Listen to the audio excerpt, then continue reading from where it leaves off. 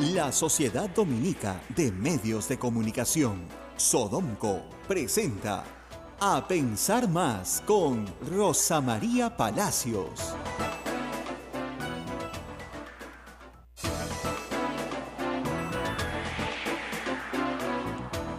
Hola amigos, 8 en punto de la mañana, bienvenidos a Pensar Más con Rosa María Palacios a través de las emisoras de Sodomco, Radio Santa Rosa en Lima, Radio Santo Domingo en Chimbote, Radio San Martín en Arequipa, Radio Veritas en Cusco, Radio Cepagua en Ucayali, Radio Quillabamba en La Convención, Radio Madre de Dios en Puerto Maldonado. Rosa María, muy buenos días. Bueno, muy buenos días a todos. Las cosas políticas se pueden agitar un poco esta tarde, ciertamente acá en Lima y en todo el país. Hoy es 30. Hoy es 30 y marcha. Marcha, está convocada una marcha en todo el país. Yo quiero agradecer a algunos de los organizadores que me pidieron que dijera unas palabras al final de la concentración hoy día en Lima, pero yo creo que ese papel le corresponde a las víctimas. Son los deudos y las víctimas, en algunos casos la mayoría son deudos, no víctimas, son los que tienen que hablar en estos casos. ¿Por qué? Porque son ellos los protagonistas de esta noticia. Los periodistas solamente informamos, estamos más cerca a ellos, ciertamente, pero somos testigos, no asumimos un rol protagónico. Hoy es 30, es la quinta marcha que se hace contra el indulto, y las encuestas de GFK el fin de semana dejan un amplio margen para que mucha más gente participe. Y probablemente si no tenemos más gente en la calle es porque hay otros condicionamientos como el calor, en fin, el verano, etcétera. Pero yo creo que va a haber un número importante de personas marchando el día de hoy, como han habido acompañando a las víctimas durante, ya vamos un mes, Así es, más de un mes, desde del el 24 de diciembre. que nos arruinaron la Navidad. La fecha que creo que es muy importante para todos es la del 2 de febrero, viernes 2 de febrero, en la cual la Corte Interamericana va a recibir no solamente los deudos por este caso, sino también por el caso del Frontón. Habida cuenta que los magistrados del Tribunal Constitucional están siendo, ¿cómo podemos decirlo?, perseguidos de alguna manera por el Congreso de la República por simple y llanamente, ¿no es cierto?, precisar una aclaración que había sido solicitada y que la composición anterior del Tribunal Constitucional no quiso aclarar. Pero en fin, van a verse esos casos de Perú el día viernes, no se van a resolver el día viernes. La Corte, vamos a estar más adelante con Diorce Arzayán, se puede tomar 1 o 2, 3 semanas para resolver en supervisión de la sentencia Barrios Altos y La Cantuta si el indulto a Fujimori obedece o no a la justicia que se demanda. Es decir, lo que exige la Corte es que haya verdad, es decir, que sepamos qué fue lo que pasó y que haya justicia. Así es. ¿No es cierto? Las dos cosas. El otro frente complicado para Alberto Fujimori es el caso Pativilca. La sala penal ha establecido ahí ya un plazo de 15 días que va corriendo para pronunciarse sobre si el derecho de gracia es aplicable o no. Lo escandaloso es que el procurador Amado Enco, el procurador del Estado, había presentado un escrito diciendo que en ese caso, en el caso Pativilca, el derecho de gracia no era aplicable, y al día siguiente lo removió el ministro de Justicia y puso a un procurador a su medida, a su talla. Impresionante, pero en fin. Y después decían, ¿no?, que este gobierno iba a respetar la autonomía de los procuradores, ¿te acuerdas? Sí. ¡Pum! ¡Para afuera! Largo, fuchi. Bueno, muy bien. Es el abogado que no responde a los intereses de su patrocinado. Bueno, chao. Pero lo que está haciendo Amado Enco era responder a los intereses de la justicia y decir, no, acá no aplica. Entonces ahí tenemos dos frentes complicados para Alberto Fujimori. En el caso Pativilca, es el asesinato de 6 campesinos, las familias que han venido a Lima están a la espera de que se resuelva este asunto, porque si se resuelve favorablemente a los intereses de los deudos, Alberto Fujimori será nuevamente sometido a proceso y probablemente el fiscal pida una medida de detención preventiva. Y esa medida implica ir a la DIROES nuevamente. Pero eso es obvio. Y por el otro lado tenemos que en la Corte Interamericana habrá una resolución que diga que los indultos son inaplicables en este caso, y se verá la parte médica, ¿no? Que es el meollo del asunto, porque está claro que Alberto Fujimori ni se está muriendo, ni está gravemente enfermo, ni tiene una enfermedad terminal, ni tiene una enfermedad degenerativa. Esas son las condiciones establecidas en la norma, no hay más. No es que me parece que está un poco viejito. Bueno, si te parece que está un poco viejito, entonces tendrías que soltar a la mitad de la gente mayor de 80 años, o a casi toda la gente mayor de 80 años que está en prisión hoy día, que no son pocos. Entonces, ese no es un argumento. Hay gente muy joven que tiene enfermedades, sí, terminales degenerativas, ¿no es cierto? O enfermedades mentales. Esas son las que pueden salir, no puede salir nadie más.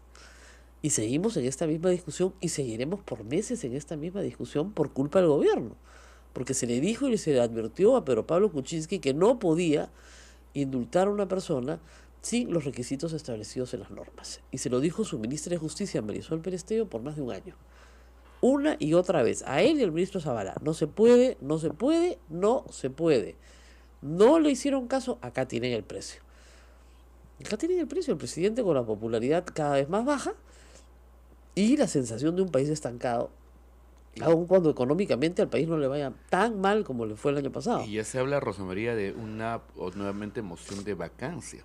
Para probablemente en marzo, que se reúne el Congreso, nuevamente el 15 de marzo empieza la legislatura, la moción va a estar sobre la mesa. Y en esa moción se discutirán nuevos hechos sobre el caso Odebrecht, nuevas cosas que no se entienden, nuevas peculiaridades de un caso cada vez más complejo, y ahí no habrán los votos necesarios para salvarlo, ¿no es cierto? No serán 79 los que voten a favor de la vacancia, serán 105. Porque el presidente solamente cuenta con los 10 votos de Kenji y con 15 suyos. Eso es lo que hay. No hay más. ¿Seguros? No hay más. Más de 100 hay. Entonces no hay forma de que esta presidencia se sostenga por mucho más tiempo en estas condiciones. El presidente cometió un error grave del cual fue advertido no una, sino muchas veces. No podía trabajar al servicio de Alberto Fujimori, porque tenía que entender que eso no iba a implicar bajo ninguna consideración hacer una alianza con Keiko Fujimori, que era lo que él buscaba. Y no lo entendió ni a la primera, ni a la segunda, ni a la tercera, ni aunque se lo explicaran en todos los idiomas. Entonces, así estamos. Vamos a hablar más adelante en este programa de este tema con Diego García Sayán. Pero antes, un comentario sobre el tema de los monopolios. Sí. Lo tienes abierto acá. Ayer reclamaba la gente que... Vamos a hablar de eso. A ver, vamos por partes y cucharadas. Les explico primero cuál es el esquema jurídico en el Perú. Y después les tengo que explicar que yo soy parte de una acción antimonopolio. Y después les tengo que explicar qué es lo que puede pasar.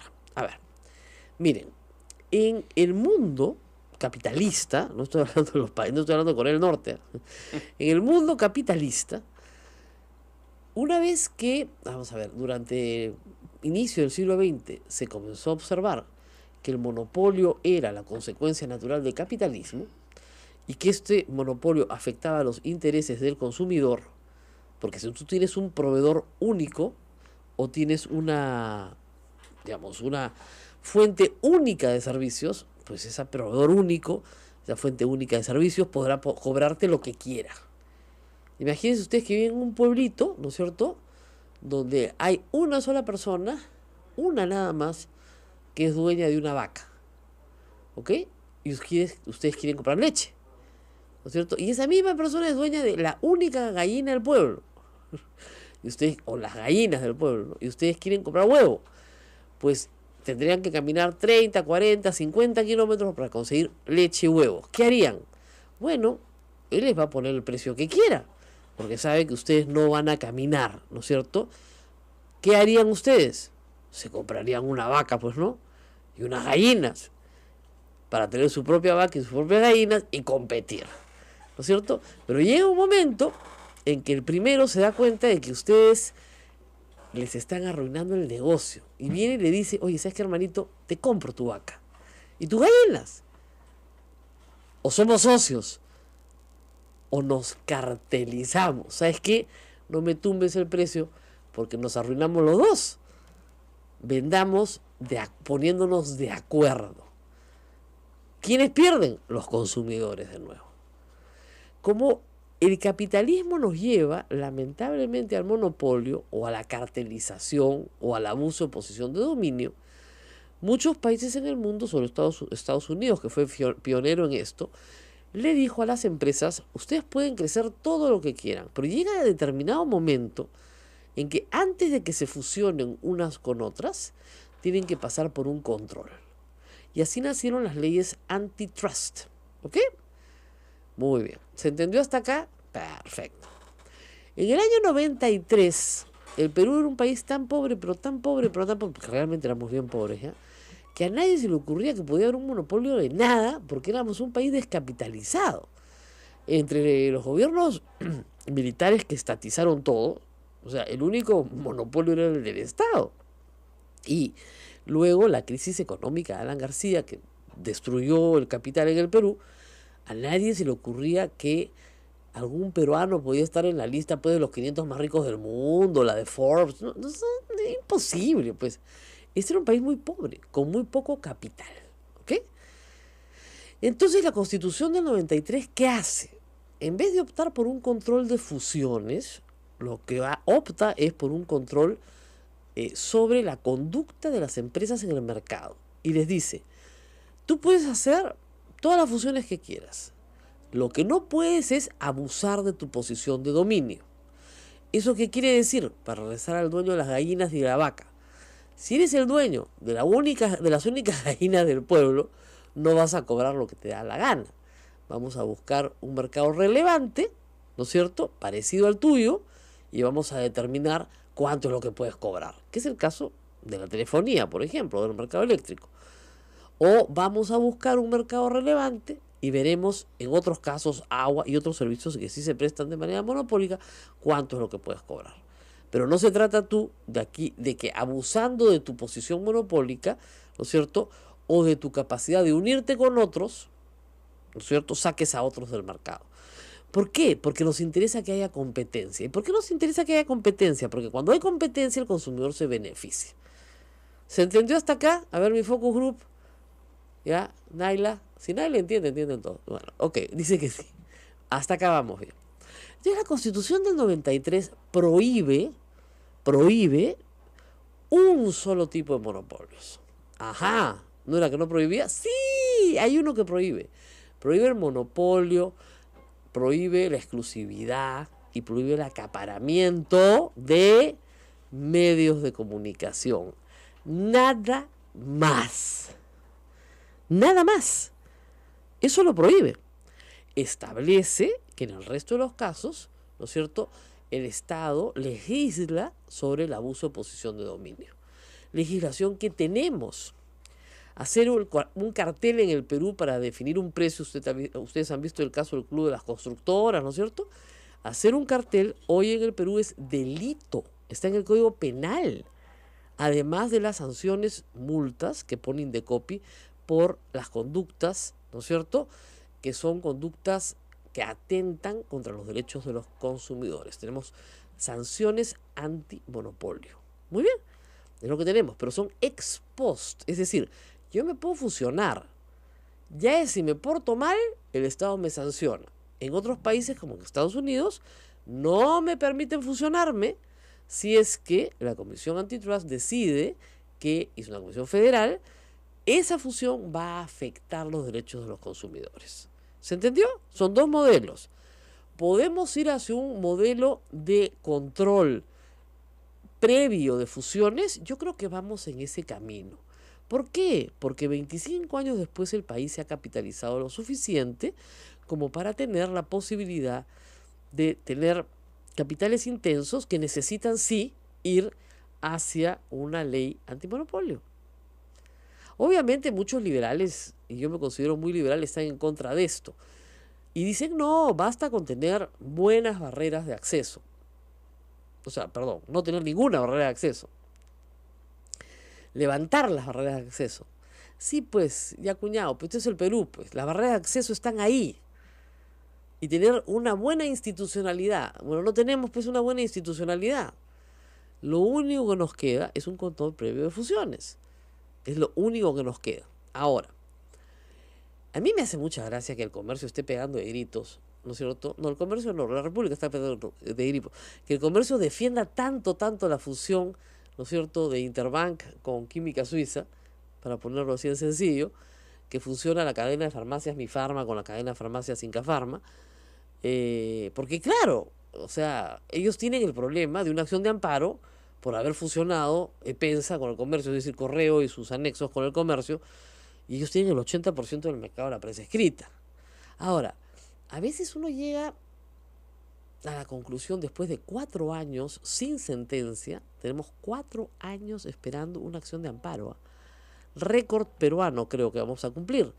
El juez ofreció el año pasado que para Navidad ya pasó Navidad, pasaron Reyes, pasó todo, no tenemos sentencia, pero en fin, ¿no es cierto? El comercio tiene un problema justamente de monopolio. Ha desarrollado una actividad monopólica, pero esa sí está prohibida en el segundo párrafo del artículo 61 de la Constitución. Prohibidísima. Lo que ha hecho Química Suiza con Interbank no está prohibido por la Constitución ni por la ley. De acuerdo a nuestra legislación, al Indecopi le compete observar la situación, ver que no hayan problemas de abuso de posición de dominio. Además, vamos por partes. En número de farmacias en puntos de venta, el total de lo que se ha acumulado llega al 18% del número de puntos de venta en el Perú. Ya. Pues ustedes dirán, sí, pues, pero como son cadenas, tienen mejores precios, ya, ok, muy bien. Llegan al 40% de las transacciones. No hay peligro. Por ahora no hay peligro. Ahora, claro, si el día de mañana imponen determinados precios a medicamentos que venden en exclusiva, sí, por supuesto que hay un problema. Y para eso está el Indecopi. Donde hay problema es cuando la Constitución te prohíbe acaparar prensa y la prensa escrita decide que puede tener el 80% en una sola mano. Ahora, el castigo va a ser más grande que el premio con esa adquisición, porque claro, cada día hay menos gente que compra prensa escrita. Cada día hay menos gente que compra prensa escrita. Es como comprar un rollo de película, ¿no? Acá Naila se ríe.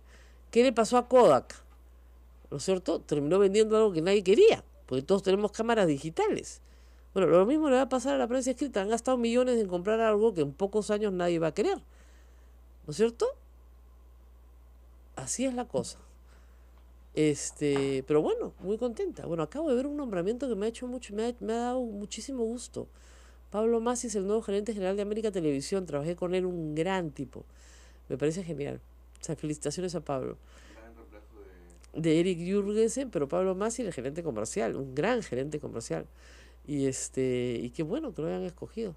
Ojalá haya un poco más de apertura en ese canal. Pero en fin, regresando a el tema de los monopolios, volvemos al inicio. Es decir, lo que yo no puedo es abusar en el Perú. En otros países del mundo, yo no me puedo funcionar sin permiso. ¿Ok? ¿Por qué en el Perú no se dio eso? Porque éramos un país muy pobre cuando se hizo la Constitución del 93 y a nadie se le ocurría en ese momento, más bien necesitábamos más capital del que teníamos en la sociedad. Somos un país que en 25 años ha crecido exponencialmente, es brutal el crecimiento peruano. Muy bien. ¿Hoy podríamos ir a una ley de fusiones? Sí. ¿Hay proyectos en el Congreso? Sí. ¿Eso le gusta a la CONFIEP? No. Nadita. ¿Quién inició el debate en el Perú? El comercio, cuando compró Epensa. Porque antes no se hablaba del tema. Hasta cuando Bacu se compró toda la cerveza en el Perú. Toda. Entonces, hasta ahí comenzamos a discutir, ¿no es cierto? El Indecopi ha aplicado sanciones por violación de la ley. Por supuesto. A las farmacias también. A las mismas cadenas antes de esta adquisición. Entonces pongamos las cosas en su sitio. Nadie tiene que asustarse ni aterrarse. Y porque además estamos hablando de un control de medicamentos que, vamos, es el 18% de los puntos de venta y el 40% de las transacciones, de la facturación. Hay espacio, hay un 60% que están fuera de esta función. Si a usted no le gusta Mi Farma, Inca Farma, BTL, se va a la del frente y compre su botica de barrio con su farmacéutico de barrio, que siempre lo ha conocido, sus medicamentos. ¿No hay un riesgo de que las boticas pequeñas cierren? Porque se hablaba de eso. Mira, siempre pasa eso. O sea, el capitalismo te lleva a eso. a que el grande se come al chiquito. Es así el capitalismo. Por eso es que tienen que haber siempre controles de fusiones posteriores o previos. Pero ahí dependerá también de la habilidad, de la maña, de la inventiva, de la innovación de cada uno para sacar adelante su trabajo. ¿No es cierto? Miren, esto es como cuando el congresista pasa, no quiere que vengan los venezolanos. ¿No es cierto? En el mundo comunista la riqueza es estática. Hay una cantidad de riqueza y la riqueza no se genera, es estática. Es una torta que siempre es del mismo tamaño. ¿Ok? En el mundo liberal la torta crece todo el tiempo. Entonces vas a comerte la misma tajada de torta, la diferencia es que la torta es más grande. Te va a tocar lo mismo, pero hay más para todos. ¿Por qué? Porque hay más productividad. Porque hay más gente, más mano de obra calificada. Así es fácil. Bueno, tenemos que hacer una pausa porque Diego García Sayán ya está con nosotros y regresamos con más noticias, por supuesto, de lo que va a ser hoy la marcha y la razón por la cual la marcha se está realizando. Un grupo de familiares de las víctimas del grupo Colina, para ponerlo así bien sencillo, está protestando porque Alberto Fujimori ha sido indultado ilegalmente contra las normas peruanas y quiere que la Corte Interamericana de Derechos Humanos, en revisión de sentencia, en el caso de Barrios Altos, le diga al Estado peruano que eso no se puede hacer. Vamos a ver si eso es posible o no. Vamos a una pausa y volvemos. Volvemos a través de las emisoras de Sodonco, Radio Santa Rosa en Lima, Radio Santo Domingo en Chimbote, Radio San Martín en Arequipa, Radio Veritas en el Cusco, Radio Cepago en Ucayali, Radio Quillabamba en La Convención y Radio Madre de Dios en Puerto Maldonado, y además a todas las otras emisoras que se unen a esta señal. Regresamos con Rosa María Palacios en A Pensar Más.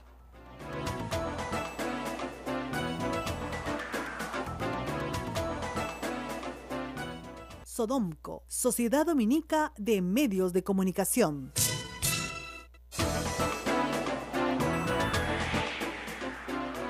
Continuamos en A Pensar Más, aquí en las emisoras de Sodonco con Rosa María Palacios, que ya está con su invitado, el doctor Diego García Sayán. Rosa María, adelante.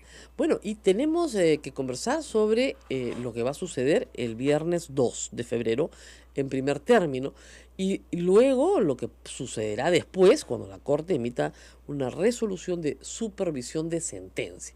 Y empecemos por ahí porque creo que es interesante explicarle al público qué cosa es una resolución de supervisión de sentencia. Ya pasó todo, ya se probó todo, ya se sentenció. Mira, antes de contestar directamente, simplemente una constatación de un dato que sale en la encuesta de GfK publicada el domingo, que es particularmente impactante, que pese a la campaña brutal que ha habido en los últimos años contra la Corte Interamericana, su satanización, etcétera, el 88% de los encuestados dicen que lo que determine la Corte tiene que ser cumplido con una claridad que hubiéramos querido escuchar de, bueno, de la jefa del gabinete, ¿no? Ahora, le diré que es curioso cómo las cosas son al revés en el Perú, ¿no? Más bien esa campaña de satanización favoreció a la Corte, porque la gente se enteró de que tenía unos derechos que podían ser defendidos fuera de la justicia peruana. Y esto es un caso típico en donde por estropicios cometidos a nivel político o eventualmente a nivel judicial dentro del país, se puede recurrir a una instancia internacional, no para que reemplace a las nacionales, sino para que tape los huecos que ha dejado la inoperancia o la acción indebida. Entonces, eso como comentario preliminar. Un segundo aspecto que puede sonar un tecnicismo medio complicado para explicar por la radio, pero es importante. Las cortes internacionales dictan sus sentencias y cuando termina la sentencia de dictarla, la encargan a un órgano político. En Europa, el Consejo de Europa, la Corte Internacional de Justicia pasa finalmente al Consejo de Seguridad de Naciones Unidas, pero en el sistema interamericano se inventó un procedimiento distinto, no tiene nada que ver con el Perú, se hizo en la década del 60, que es que la Corte Interamericana conserva la responsabilidad de supervisar la ejecución de sus propias sentencias. Y las sentencias de la Corte Interamericana, desde la primera del año 87, establecen una serie de aspectos que tienen que ver básicamente con los derechos de las víctimas, de reparaciones, de reconocimientos de responsabilidad, de pedido de perdón, etcétera, etcétera. De manera que la Corte, en algunos casos, como son sentencias complejas, conserva durante años esa responsabilidad de supervisión. ¿Qué pasa en el caso del Perú, la sentencia de Barrios Altos? hechos conocidos. La sentencia se dicta en el año 2001, en el que se establece la responsabilidad del Estado por los hechos de Barrios Altos. A los pocos meses ocurrió otra sentencia por lo de la Cantuta. Y ahí hay una serie de conclusiones. El Estado es responsable, debe haber una investigación judicial que llegue hasta el final, tiene que, en base a una sentencia que se dictó que establece una serie de tipos penales, pero que también la Corte Suprema dijo, esto para el derecho internacional es un crimen de lesa humanidad, ¿no? Entonces, en ese proceso de supervisión todavía se está, porque hay muchos puntos de la sentencia de Barrios Altos del 2001 que no han terminado de cumplirse, de ejecutarse. De manera que para febrero de este año la Corte ya había citado a una audiencia para examinar el estado de cumplimiento de la sentencia de Barrios Altos antes del indulto de diciembre. De manera que en el camino se presentó el indulto y apareció, digamos, como casi, si aunque las partes no lo hubieran solicitado, la Corte lo hubiera tenido que preguntar en la audiencia que se va a llevar a cabo el 2 de febrero, cómo afecta el indulto, el cumplimiento de la sentencia de Barrios Altos. ¿Por qué? Porque la sentencia de Barrios Altos es la que estableció dos cosas. Primero, que había que investigar y sancionar a los responsables, pero un asunto más de fondo. La sentencia de Barrios Altos había expuesto fuera del orden jurídico la llamada ley de autoamnistía que había dictado Fujimori en el año 95 para que no se investigara más, no solamente lo de Barrios Altos y la Cantuta, sino tácitamente estaba también todo lo demás y todas las demás sesiones del Grupo Colina, como el caso Pativilca. Entonces, lo que se va a examinar el 2 de febrero, a la luz de este antecedente, es si este indulto afecta el cumplimiento de la sentencia de Barrios Altos o no. Y podría ocurrir que, aunque las partes no lo soliciten porque lo están litigando aquí en la Sala Penal Nacional y ella podría pronunciarse antes de que la Corte lo haga, podría la Corte eventualmente poner también sobre el tapete si dejar, en el caso de Pativilca, por fuera a un inculpado, porque ya está acusado por la Fiscalía, no impide el cumplimiento del deber del Estado de investigar todos los hechos anteriores al año 95. Claro, el punto es el siguiente, para que nuestros oyentes más jóvenes entiendan. Dentro del ejército peruano, eso lo supimos después en el juicio a Fujimori, a Montesinos y a todo el Grupo Colina, dentro del ejército peruano se creó un grupo paramilitar, lo que se conoce como un escuadrón de la muerte, que obedecía órdenes dentro del aparato militar, jerárquicamente organizado, bajo el mando de Alberto Fujimori. Eso es lo que termina el juicio en el Perú. Por eso es otra cosa que es bien interesante, es que más del 80% de los encuestados considera que Alberto Fujimori es culpable. Por supuesto. Eso es otra cosa notable. Hace 25 años no hubiéramos obtenido ese resultado. Y eso por eso hace tan insostenible, bueno, no esto, sino todas las cosas que viene haciendo el presidente Kuczynski, que califique de errores lo que son graves crímenes, no solo condenados por la justicia, sino así percibidos por la población, porque fueron datos de la realidad, no es una calificación de un titular periodístico, sino un hecho. Entonces, o sea, la justicia fue, eso hay que decirlo, más allá que el titular periodístico. El titular periodístico pensó siempre, hasta el juicio a Fujimori, que eran grupos paramilitares, que eran militares molestos, que habían formado una especie de asociación de la muerte por fuera. Lo que demostró el proceso es que no estaban por fuera, es que estaban por dentro. Claro, esa diferencia conceptual suena filosófica, pero es muy importante. Es importantísima. El grupo paramilitar que actúa por fuera, puede haber, en muchos casos, y eso han ocurrido muchos ejemplos de eso en Colombia, responsabilidad del Estado por tolerancia o lo que se llama también aquiescencia. Así es. Pero un escuadrón de la muerte es una unidad que opera desde dentro del Estado, con personas que están en actividad, siguiendo instrucciones del alto mando y, como se demostró en el juicio de Barrios Altos, con responsabilidad y conocimiento del jefe del Estado. Entonces, que en el proceso para otorgar el indulto, el gobierno, un gobierno democrático, de origen democrático, no haya tomado en cuenta esto y que haya cortado camino cuando, si es que existiera realmente una situación de salud grave en el condenado, tendría que haber habido, como lo sugirió el alto comisionado de Naciones Unidas para los Derechos Humanos en su visita al Perú hace 3 meses. Primero, una comisión, un panel de médicos intachables, eventualmente que hayan desempeñado funciones en la Organización Mundial de la Salud u otros, ¿no? Y en segundo lugar, algo que hoy día en el siglo XXI, en cualquier país democrático, un gobierno democrático tiene que entenderlo como lo ha entendido el defensor del pueblo, el presidente del Poder Judicial, el presidente del Tribunal Constitucional. Hay derechos y la gente tiene noción de sus propios derechos, y si las víctimas van a salir hoy día, las víctimas por los familiares de las víctimas son víctimas también, van a salir hoy día nuevamente a hacer una marcha, no es porque haya una digitación política de nadie, sino porque así es en Perú, en Argentina, en Brasil o en cualquier lugar del mundo, y no haber tenido en cuenta eso cuando hay desaparecidos que no han aparecido aún, en el caso de la Cantuta, reparaciones que no han sido pagadas, y lo más importante, cuando se dicta un indulto, el delito queda. El delito no queda borrado, eso no es una amnistía, no es un olvido, es un perdón. De manera que la responsabilidad penal que tiene Fujimori no ha quedado borrada, y que en ese contexto se pueda producir un indulto por ese grave delito sin que en el camino haya un pedido de perdón o una noción de arrepentimiento, es algo que yo no he visto en ningún gobierno democrático de América Latina en los últimos 20, 30 años, Rosa María. Eso es lo más extraño. Es más, sé que la ministra Marisol Perestello, cuando les explicó que ella no iba a firmar el indulto, y dijo, si ustedes quieren un indulto, primero tienen que darse unos pasos previos, Lógico, ¿no? Mucho más complejos que simplemente solo el panel médico. Acá tiene que haber una reunión del presidente con las víctimas, tienen que asegurársele que va a haber un arrepentimiento público. Normalmente, eso hay que decirlo, cuando se da un indulto simple, hay un informe psicológico y del INEI en el cual se prueba que la persona está resocializada porque no va a caer en la misma conducta porque está arrepentida de sus actos, ¿no es cierto? Así es. Aquí nadie le ha preguntado a Fujimori si lo volvería a hacer. Y esto que es un grave crimen, puede haber una persona fujimorista que con todo respeto tendrá ese derecho, pero objetivamente, de acuerdo a la justicia, con un debido proceso, 2 instancias en la Corte Suprema, ha sido calificado como crimen de lesa humanidad, lo quiera o no lo quiera el señor. Lo que pasa es que ahí hay señor una Villestein. cosa tricky, como dicen los gringos, ¿no? Hay un truco. Lesa humanidad es una palabra en latín que quiere decir graves violaciones de derechos humanos. Así es. Entonces, en la Corte se utiliza graves violaciones de derechos humanos. Así es.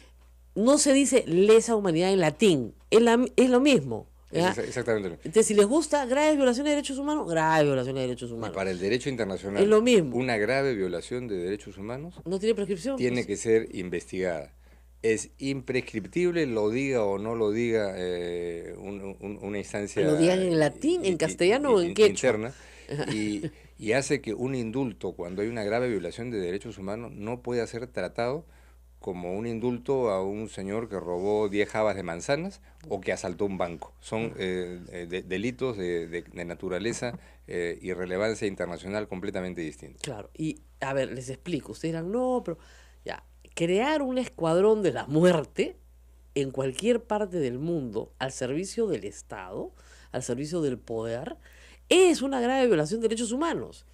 El mero hecho de crearlo y de tenerlo en una estructura jerárquica y subordinada es una grave violación de derechos humanos. Y mucho Difícil- cuidado, porque difícil aquí de entender, yo escuché ¿no? ayer un spot en una radio importante, que no quiero mencionar cuál es, en donde se hacía una síntesis del Grupo Colina. Y en esta síntesis decía que el Grupo Colina era un grupo, sí, decían que era operado desde el Estado, pero que actuó contra senderistas. No, ¿No es cierto? actuó contra Entonces, población civil. Primero que era la población civil, segundo que alguien es senderista y merece una pena en la medida en que sea juzgado. Entonces, el niño que fue asesinado en Barrios Altos era senderista también cuando tenía 8 claro. o 9 años. Entonces, cuidado, ¿no? Con cómo se manejen. Y si, entonces, No, además, lo que más me sorprende, Rosa María, la misma gente de Colina reconoce que Barrios Altos se equivocaron de dirección, que entraron a la dirección equivocada, pero la misma gente lo dice.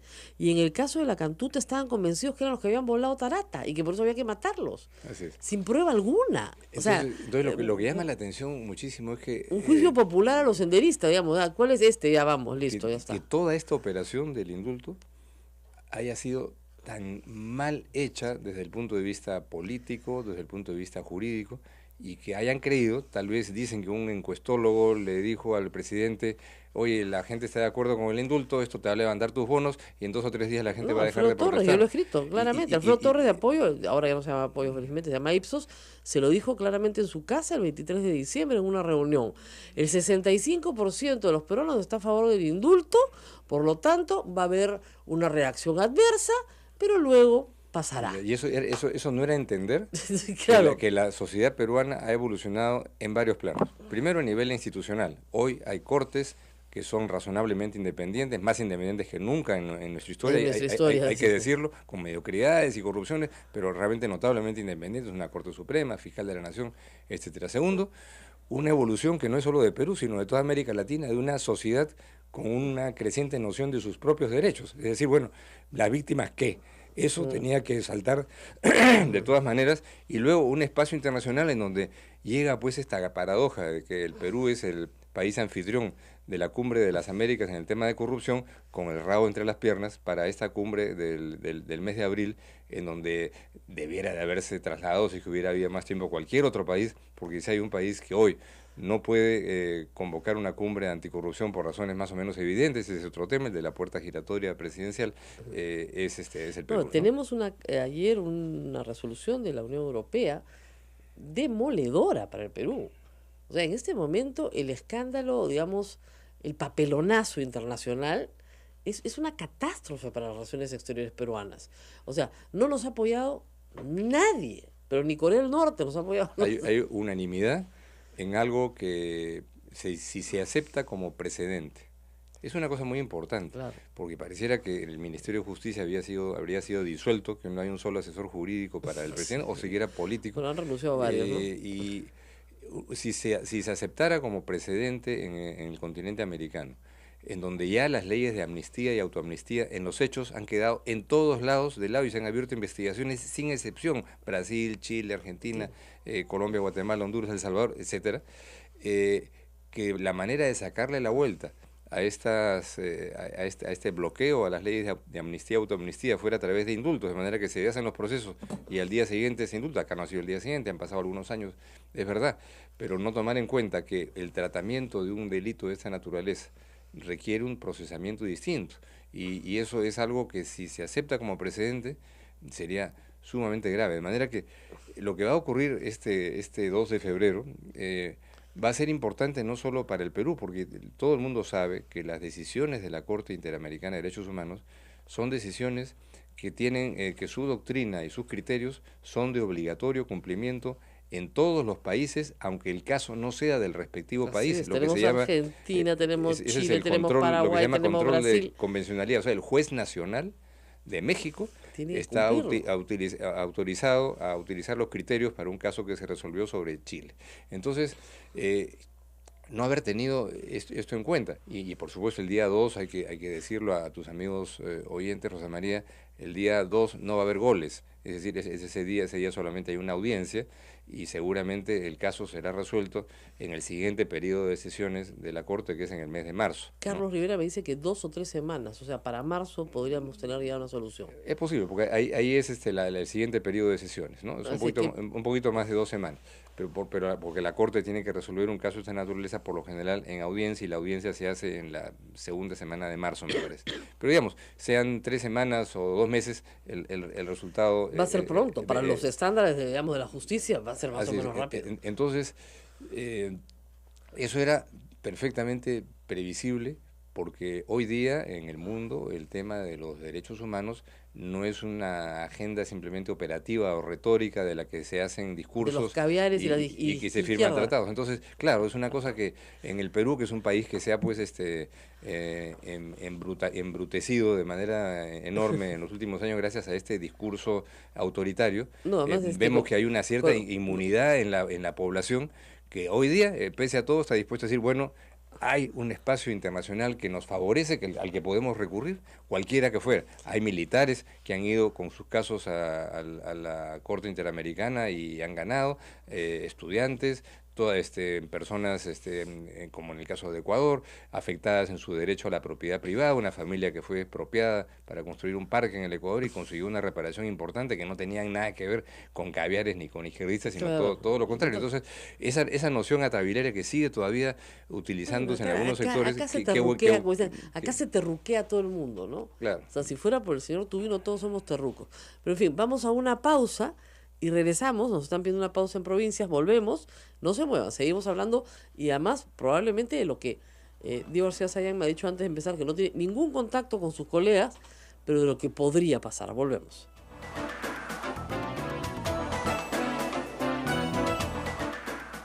Sodomco, Sociedad Dominica de Medios de Comunicación.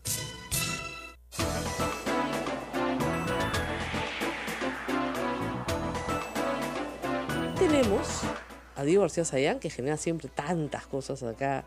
No sé por qué, hay gente que, ¿no es cierto?, que su presencia lo obnubila.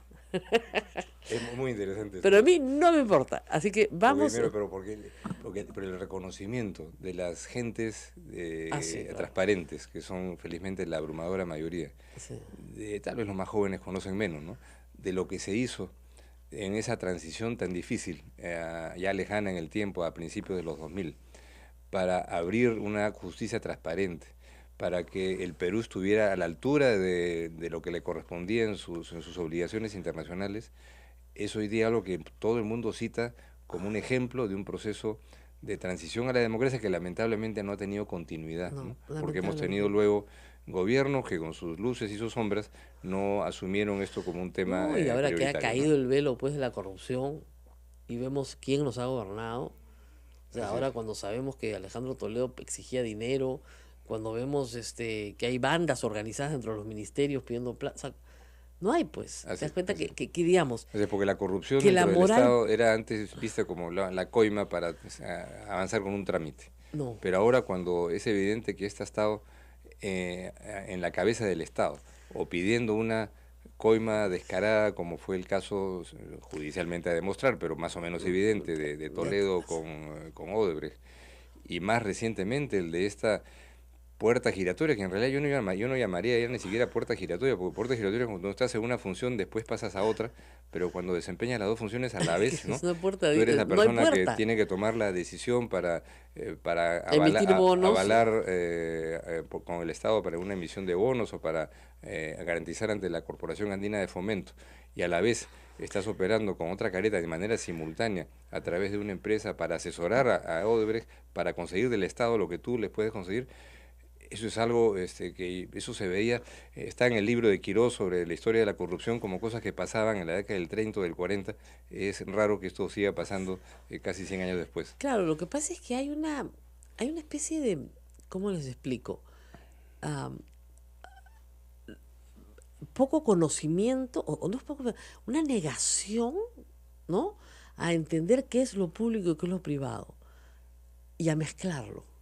Y es el caso del presidente Kuczynski. O sea, hasta cierto punto yo creo que su explicación fue lógica. A mí no me pueden vacar en una semana. Perfectamente lógico, es un golpe de Estado. En eso le doy toda la razón. Toda la razón. Estuvimos, creo que el grueso de los peruanos... No me he podido defender nada. Dio unas explicaciones incompletas, las dará más completas, perfecto. Pero el problema es que en lugar de dar más explicaciones, han salido más denuncias. Y la cosa se va enredando y enredando y enredando cada vez más. Y es posible que no tengamos presidente este año. O sea, no, vamos a tener siempre un presidente, no se asusten. Que este no sea nuestro presidente este año. Porque... Tú escuchas, Rosa María, en distintos estratos sociales, incluso en el que corta el jamón, digamos, a nivel de inversión y empresarial, ya está casi asumido que ese tránsito al vicepresidente viene. Yo no digo que va a ocurrir necesariamente, pero eso está incorporado, casi como que un fenómeno climático afecta los ingresos de la empresa agrícola, ¿no? Y por eso es que no se ha caído el dólar, por eso es que la bolsa no se ha afectado, por eso es que los indicadores económicos del Perú están estables. Si no hubiera una transición más o menos prevista en la Constitución, estaríamos ahorita muriendo, pero no. Claro. Entonces, eso es lo que pasa cuando tú tienes institucionalidad. Dices, bueno, ha cometido estos actos, pero esos actos están es impresionante la política, ¿no? Un acto gatilla el otro, es lo que Kuczynski nunca entendió. Es decir, su vacancia comienza a promoverse en el instante en que Alberto Fujimori comienza a tramitar su indulto ya ofrecido. Porque obviamente Keiko Fujimori lo iba a vacar y quería vacarlo antes de que pudiera indultar a su padre. Así es. La línea del tiempo, y eso lo van a explicar ante la Corte, está perfectamente imbricada. Y además las negociaciones, la actuación del Ministerio de Salud, la actuación del Ministerio de Justicia, todo eso se va a exponer ante la Corte, me Que imagino. hubiera habido una conversación con el eventual indultado para poder persuadirlo, habida cuenta, por supuesto, de que hubiera un problema de salud real y no el determinado por su propio Claro. médico de cabecera, para poder persuadirlo de que un pedido de perdón, una señal de arrepentimiento, era absolutamente esencial por la salud democrática del país, por la viabilidad jurídica de una medida como indulto.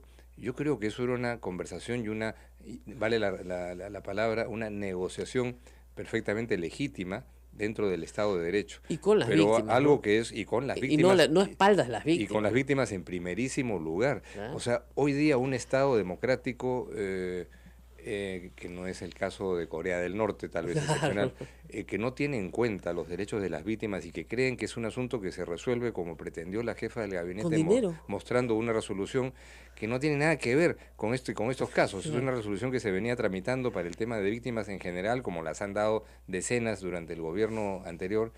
Eso es un insulto a una sociedad que hoy día es consciente de sus derechos, y mantener esta noción primitiva de que cualquiera que hace una protesta o una manifestación callejera está siendo manipulado por un interés oculto o subalterno. Entonces, y que todos eran terrucos. Así es. Eso lo Entonces, repiten. Todos los muertos eran terrucos. entonces estamos en esta regresión que yo francamente nunca pensé que iba a ser alentada, alimentada por un gobierno presidido por Pedro Pablo Kuczynski. Eso es una tristeza. Ahora, ¿qué puede hacer la Corte?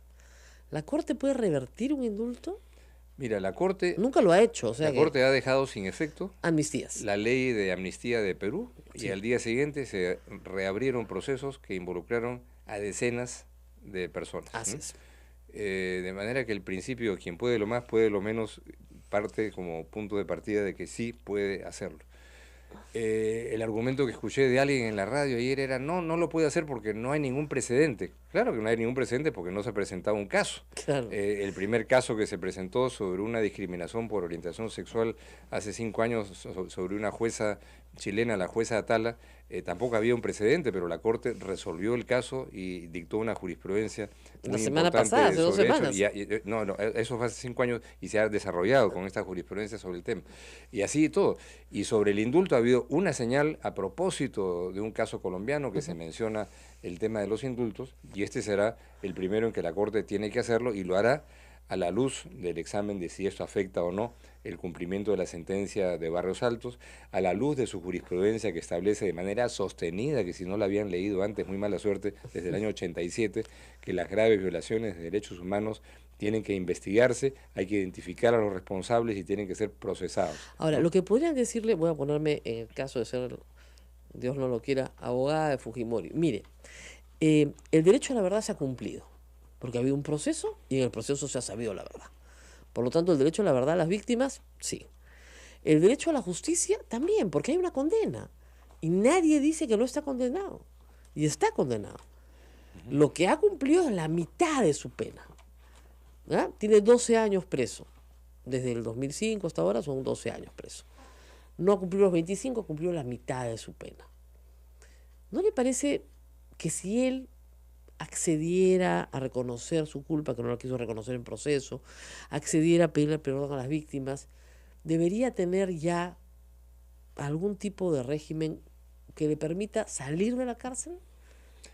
Es una opción, es un camino posible, por supuesto, pero evidentemente él no es interlocutor. A estas alturas el interlocutor es el Estado, ¿no? No se olvida de eso. Que es el que tiene que defender que su medida es una medida compatible con el derecho. Digamos, pero que el Estado diga eso. No, perdón, ya cumplió la mitad de su pena, señor. No está moribundo, pero se nos puede morir. Le voy a dejar esta pregunta planteada, porque eso fue lo que le decían los promotores del indulto a Kuczynski. Se te va a morir en la cárcel y va a ser tu culpa. te van a culpar como a Leguía, como en el caso de Leguía, va a ser igualito.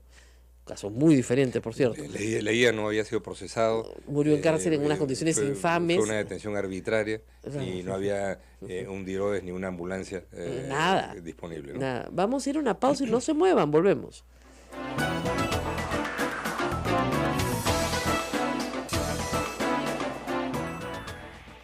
Sodomco, Sociedad Dominica de Medios de Comunicación.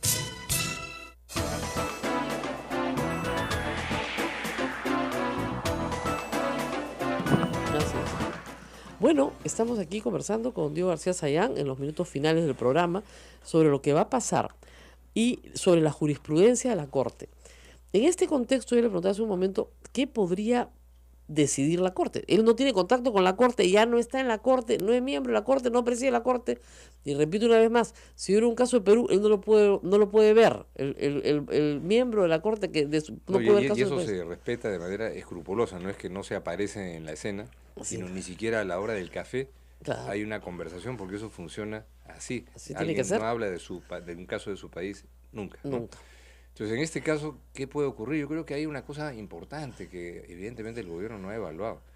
Cuando hay una jurisprudencia muy clara sobre graves violaciones de derechos humanos, que esta es firme, incluso ha tumbado amnistías, el hecho de que la Corte dejase pasar, como si no hubiera pasado nada, un indulto y que diga, bueno, si ya cumplió la mitad, ok, pero si fuera un 10% no, si fuera un 70% mejor, sería que la Corte entrara a hacer algo que nunca ha hecho, que es decir, cuál es la pena que debe haber para un determinado delito. Exacto. Eso lo determinan los tribunales nacionales. Y el tribunal aquí, la Corte Suprema, determinó esa sentencia. Entonces, lo único que la Corte puede analizar no es si está bien que se quede 25 años, 12 o 10. Eso no es su competencia.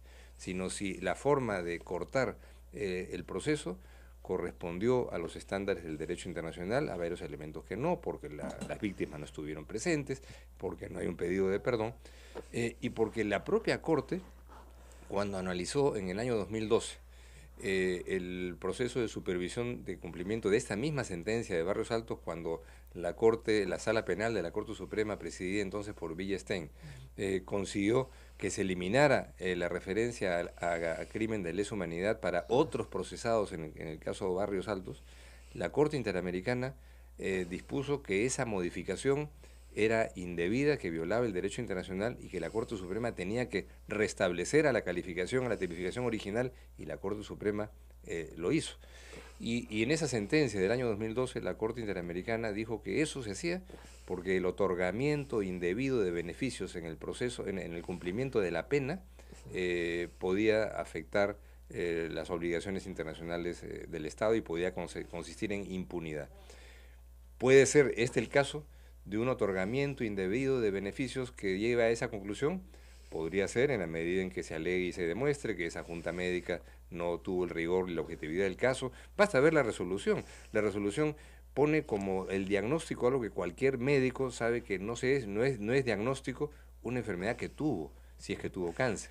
La tuvo hace años. Eso es un antecedente, claro. Jamás parte del diagnóstico en cualquier dictamen médico, de manera que hay algo ahí que muy evidentemente... No, y lo que tiene Alberto Fujimori, para lo que no sabes, es una condición, no es una enfermedad, es una condición cardíaca que tienen miles de peruanos. Así pero es. No miles, no, tal vez hasta millones de peruanos. Y que se trata con anticoagulantes y tomándose de vez en cuando la presión, y si hay una arritmia, se toma una dosis adicional. Y eso no pone a nadie en una peligro de muerte. De peligro de muerte, más allá de la evolución, de lo que la evolución etaria de por sí significa. Así es. O sea, ¿ustedes saben cuántas personas mayores de 60 años toman anticoagulantes en el Perú? O sea, imagínense, las farmacias, o sea, digamos, si no se pudiera curar en casa, los hospitales explotarían, pues, de gente, ¿no? Así es. Entonces, yo uso el anticoagulante y no pasa nada. No pasa nada. Son un poquito caros, ¿no? Es un poquito caro. Estuvo acá César Villanueva, político, me dijo que su doctor, para calmarlo, le dijo, mira, ¿cómo te explico? Estás peor que Alberto Fujimori. Y mira qué bien estás.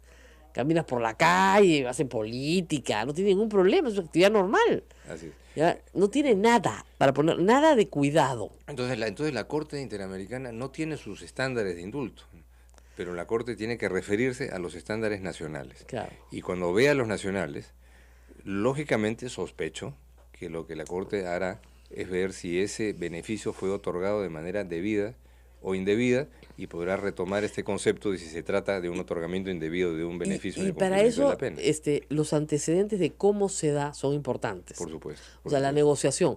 Hay una columna de Jorge Morelli donde dice claramente que el asunto ya estaba decidido y que lo que faltaba era la oportunidad. Así es. Está en blanco y negro en el comercio, Entonces, el 30 de diciembre. Mira, de dos cosas una, Rosa María. El asesor de Kenji. Si para el sistema interamericano desde hace 20 años ha sido un tema tan importante que las graves violaciones de derechos humanos se investiguen judicialmente y se sancionen. Este es un caso emblemático. Es un caso absolutamente emblemático, casi puesto para tiro de penal, ¿no? Así es. Es decir, bueno, se puede obviar todo eso condenando y al día siguiente indultando. No. Yo no adelantaría cuál va a ser el criterio, pero hay que mirar un poquito la jurisprudencia, que no es sobre Perú, sino sobre 15 países durante más de 20 años. Hay ¿no? que decirle a Techito Bruce entonces que lo piense bien. Ha salido a decir, estoy completamente seguro que la Corte nos va a dar la razón. Bueno, felizmente no es Bueno, pero en abogado. todo caso es una tesis. En todo caso es menos grave que la amenaza de la jefa del gabinete de que no se va a aplicar porque hay que aplicar la Constitución, cuando la Constitución lo que dice es que hay que cumplir con las sentencias internacionales. Claro, dice claramente. Por favor, no vaya a generar otra vez una cosa como la de Bagua, por decir alguna tontería, ¿no? Qué bárbaro, ¿no? Porque de verdad, la Constitución dice la Constitución que tenemos que cumplir las sentencias internacionales. La Constitución que hizo Fujimori en el 93. Esa dice que hay que cumplir con los tratados y todo lo demás. Entonces tú dices, Dios mío, yo tengo la sospecha, cada día más fundada, que los miembros del gabinete no han leído la Constitución, muchos. Da la impresión. Da la impresión. O sea, han leído tal vez la del 33. La de Leía, la de Sánchez Cerro, porque de verdad es una cosa que tú dices, hay cosas que no saben que es una cuestión de confianza, ni cómo aplicarla, no entienden qué cosa es esto, del derecho de gracia, no tienen la menor idea de lo que es el derecho de gracia.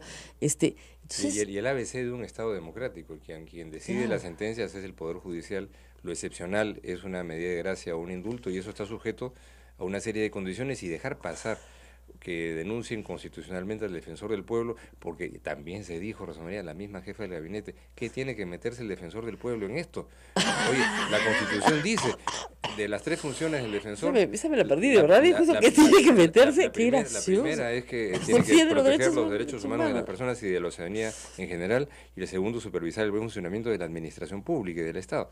Es obligación. Hubiera sido muy malo que el defensor del pueblo no se metiera, y lo felicito, ha sido un dictamen muy importante, muy sólido, no coincido al 100% en todo lo que dice, pero está en su perfecto derecho, y es una medida rupestre, ¿no? de la edad rupestre, acusarlo constitucionalmente por ejercer su función, como se ha hecho con el fiscal de la Nación, como se ha hecho con 4 miembros del Tribunal Constitucional, y que eso, desde el régimen, pasa por agua tibia, y que recién, cuando ya está con la soga al cuello el presidente Kuczynski, menciona el tema del Tribunal Constitucional, sí, y de los... No, es evidente que el presidente ha tratado, desde el inicio de su gobierno, desde que sacrificó a Saavedra y por más de un año, de tratar de llegar a un acuerdo con el fujimorismo, y no ha podido. Entonces pensó que llegando a un acuerdo con Kenji iba a arreglar su problema, claro, y solamente lo agravó, nada más. Sí, y ahora hay que ver las reacciones frente a la veloz puerta giratoria de que este asunto no va en una sola dirección, y que el indulto no ha servido de nada, ¿no? No, y además aquí hay un problema político, ¿no? El presidente no tiene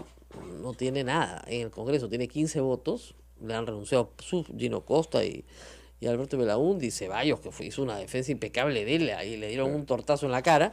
Y que al año y pico de gestión se tenga 19% de respaldo es casi un récord continental en colapso, ¿cierto? Hoy día hay varios presidentes que tienen menos. Sí, pero no tan rápido. El presidente Santos está terminando su segundo gobierno, claro, y han habido 1000 problemas en Colombia. Claro. Pero arrancar así no augura un pronóstico muy Al año y medio no puedes estar en este plan.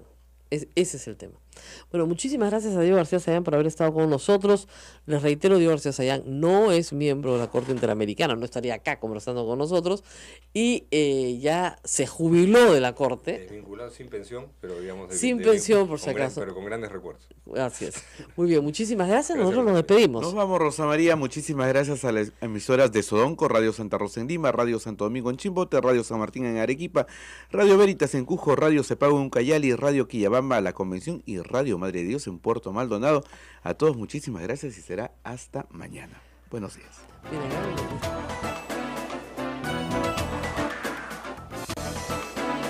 Hasta aquí, A Pensar Más con Rosa María Palacios.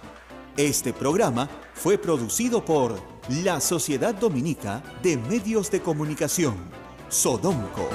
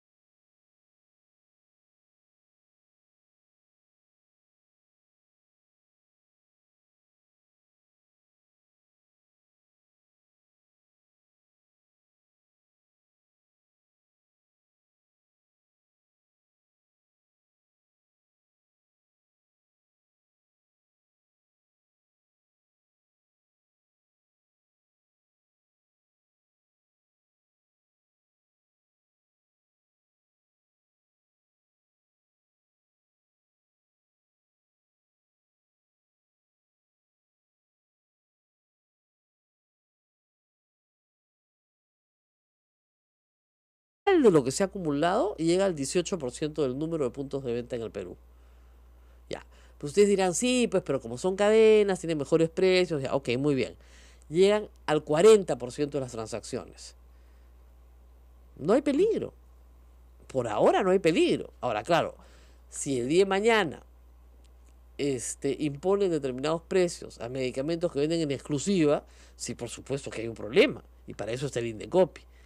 Donde hay problema es cuando la Constitución te prohíbe acaparar prensa y la prensa escrita decide que puede tener el 80% en una sola mano. Ahora, el castigo va a ser más grande que el premio con esa adquisición, porque claro, cada día hay menos gente que compra prensa escrita.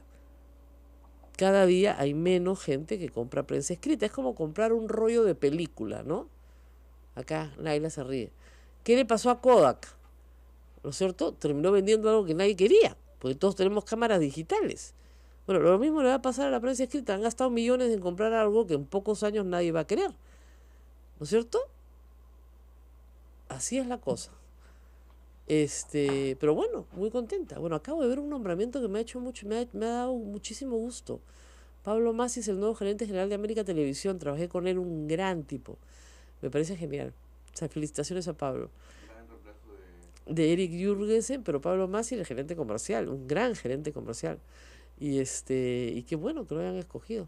Ojalá haya un poco más de apertura en ese canal. Pero en fin, regresando a el tema de los monopolios, volvemos al inicio. Es decir, lo que yo no puedo es abusar en el Perú. En otros países del mundo yo no me puedo funcionar sin permiso. ¿Ok? ¿Por qué en el Perú no se dio eso? Porque éramos un país muy pobre cuando se hizo la Constitución del 93 y a nadie se le ocurría en ese momento, más bien necesitábamos más capital del que teníamos en la sociedad. Somos un país que en 25 años ha crecido exponencialmente, es brutal el crecimiento peruano. Muy bien. ¿Hoy podríamos ir a una ley de fusiones? Sí.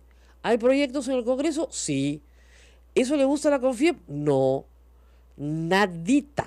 ¿Quién inició el debate en el Perú? El comercio, cuando compró Epensa, porque antes no se hablaba del tema. Hasta cuando Bacu se compró toda la cerveza en el Perú, toda, entonces hasta ahí comenzamos a discutir, ¿no es cierto? El Indecopi ha aplicado sanciones por violación de la ley, por supuesto, a las farmacias también, a las mismas cadenas antes de esta adquisición.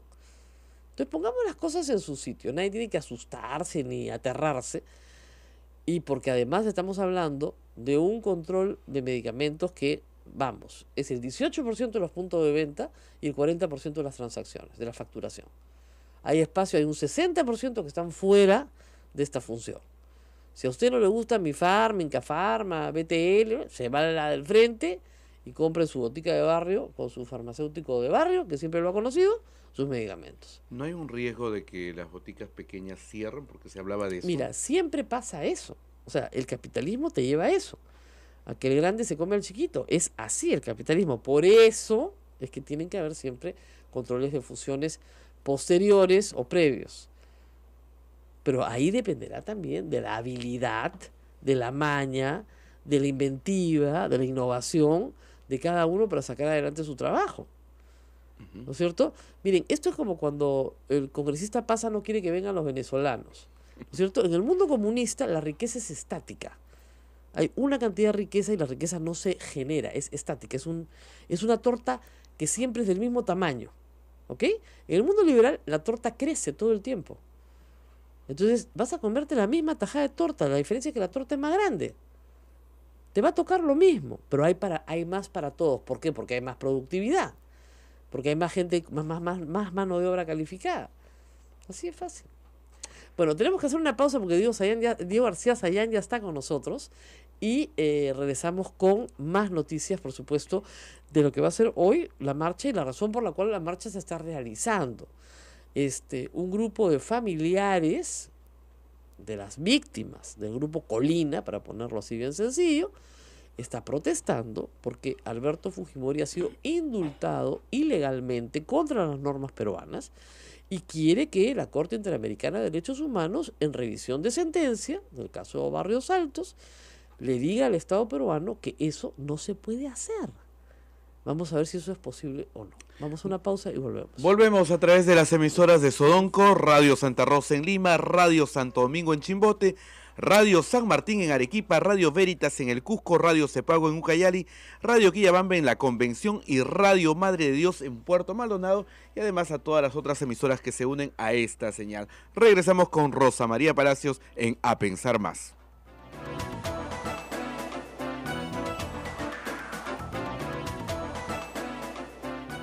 Sodomco, Sociedad Dominica de Medios de Comunicación.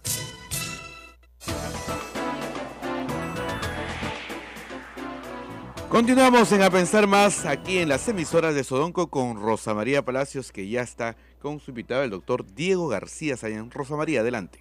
Bueno, y tenemos que conversar sobre lo que va a suceder el viernes 2 de febrero en primer término y luego lo que sucederá después cuando la Corte emita una resolución de supervisión de sentencia. Y empecemos por ahí porque creo que es interesante explicarle al público qué cosa es una resolución de supervisión de sentencia. Ya pasó todo, ya se probó todo, ya se sentenció. Mira, antes de contestar directamente, simplemente una constatación de un dato que sale en la encuesta de GFK publicada el domingo, que es particularmente impactante, que pese a la campaña brutal que ha habido en los últimos años contra la Corte Interamericana, su satanización, etcétera, el 88% de los encuestados dicen que lo que determine la Corte tiene que ser cumplido con una claridad que hubiéramos querido escuchar de, de la jefa del gabinete, ¿no? Ahora, le diré que es curioso cómo las cosas son al revés en el Perú, ¿no? Más bien esa campaña de satanización favoreció a la Corte, porque la gente se enteró de que tenía unos derechos Así que es. podían ser defendidos fuera Así es. de la justicia Y peruana. esto es un caso típico en donde por estropicios cometidos a nivel político o eventualmente a nivel judicial dentro del país, se puede recurrir a una instancia internacional, no para que reemplace a las nacionales, sino para que tape los huecos que ha dejado la inoperancia o la acción indebida. Entonces, eso como comentario preliminar. Un segundo aspecto que puede sonar un tecnicismo medio complicado para explicar por la radio, pero es importante. Las cortes internacionales dictan sus sentencias y cuando termina la sentencia de dictarla, la encargan a un órgano político. En Europa, el Consejo de Europa, la Corte Internacional de Justicia pasa finalmente al Consejo de Seguridad de Naciones Unidas, pero en el sistema interamericano se inventó un procedimiento distinto. No tiene nada que ver con el Perú, se hizo en la década del 60, que es que la Corte Interamericana conserva la responsabilidad de supervisar la ejecución de sus propias sentencias. Y las sentencias de la Corte Interamericana, desde la primera del año 87, establecen una serie de aspectos que tienen que ver básicamente con los derechos de las víctimas, de reparaciones, de reconocimientos de responsabilidad, de pedido de perdón, etcétera, etcétera. De manera que la Corte, en algunos casos... La Sociedad Dominica de Medios de Comunicación, Sodomco, presenta A Pensar Más con Rosa María Palacios.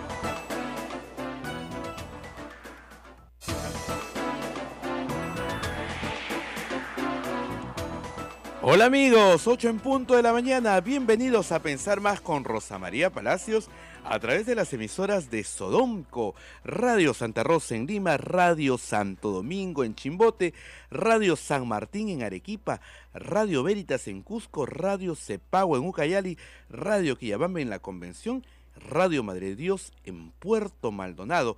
Rosa María, muy buenos días. Bueno, muy buenos días a todos. Las cosas políticas se pueden agitar un poco esta tarde, ciertamente acá en Lima y en todo el país. Hoy es 30. Hoy es 30 y marcha. Marcha, está convocada una marcha en todo el país.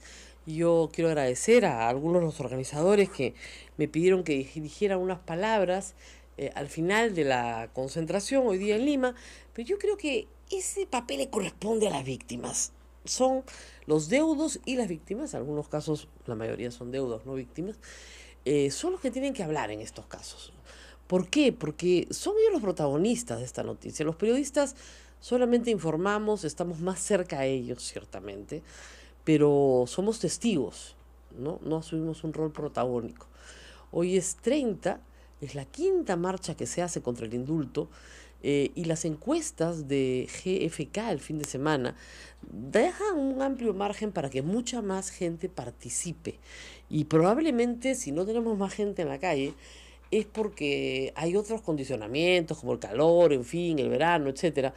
Pero yo creo que va a haber un número importante de personas marchando el día de hoy, como han habido acompañando a las víctimas durante... ya vamos un mes, Así es, más de un mes, desde el del 24 de diciembre. Que nos arruinaron la Navidad. La fecha que creo que es muy importante para todos es la del 2 de febrero, viernes 2 de febrero, en la cual la Corte Interamericana va a recibir no solamente los deudos por este caso, sino también por el caso del Frontón. Habida cuenta que los magistrados del Tribunal Constitucional están siendo, ¿cómo podemos decirlo?, perseguidos de alguna manera por el Congreso de la República por simple y llanamente, ¿no es cierto?, precisar una aclaración que había sido solicitada y que la composición anterior del Tribunal Constitucional no quiso aclarar. Pero en fin, van a verse esos casos de Perú el día viernes, no se van a resolver el día viernes. La Corte, vamos a estar más adelante con Diorcia Sayán, se puede tomar 1 o 2, 3 semanas para resolver en supervisión de la sentencia Barrios Altos y La Cantuta si el indulto a Fujimori obedece o no a la justicia que se demanda. Es decir, lo que exige la Corte es que haya verdad, es decir, que sepamos qué fue lo que pasó y que haya justicia. Así es. ¿No es cierto? Las dos cosas. El otro frente complicado para Alberto Fujimori es el caso Patti Vilca. La sala penal ha establecido ahí ya un plazo de 15 días que va corriendo para pronunciarse sobre si el derecho de gracia es aplicable o no. Lo escandaloso es que el procurador Amado Enco, el procurador del Estado, había presentado un escrito diciendo que en ese caso, en el caso de Pativilca, el derecho de gracia no era aplicable, y al día siguiente lo removió el ministro de Justicia y puso a un procurador a su medida, a su talla. Impresionante, pero en fin. Y después decían, ¿no?, que este gobierno iba a respetar la autonomía de los procuradores, ¿te acuerdas? Sí. De, ¡pum!, para afuera, largo, fuchi. Bueno, muy bien, es el abogado que no responde a los intereses de su patrocinado. Bueno, chao. Pero lo que estaba haciendo Amado Enco era responder a los intereses de la justicia y decir, no, acá no aplica. Entonces ahí tenemos dos frentes complicados para Alberto Fujimori. En el caso Pativilca, es el asesinato de 6 campesinos, las familias que han venido a Lima están a la espera de que se resuelva este asunto, porque si se resuelve favorablemente a los intereses de los deudos, Alberto Fujimori será nuevamente sometido a proceso y probablemente el fiscal pida una medida de detención preventiva. Y esa medida implica ir a la IROES nuevamente. Pero eso es obvio. Y por el otro lado tenemos que en la Corte Interamericana habrá una resolución que diga que los indultos son inaplicables en este caso. Y se verá la parte médica, ¿no?, que es el meollo del asunto. Porque está claro que Alberto Fujimori ni se está muriendo, ni está gravemente enfermo, ni tiene una enfermedad terminal, ni tiene una enfermedad degenerativa. Esas son las condiciones establecidas en la norma, no hay más. No es que me parece que está un poco viejito. Bueno, si te parece que está un poco viejito, entonces tendrías que soltar a la mitad de la gente mayor de 80 años, o a casi toda la gente mayor de 80 años que está en prisión hoy día, que no son pocos.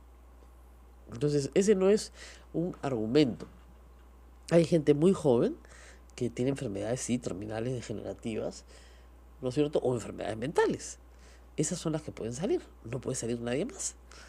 Y seguimos en esta misma discusión y seguiremos por meses en esta misma discusión por culpa del gobierno. Porque se le dijo y se le advirtió a Pedro Pablo Kuczynski que no podía indultar a una persona sin los requisitos establecidos en las normas. Y se lo dijo su ministra de Justicia, Marisol Perestello, por más de un año. Una y otra vez, a él y al ministro Zavala. No se puede, no se puede, no se puede. No le hicieron caso, acá tienen el precio.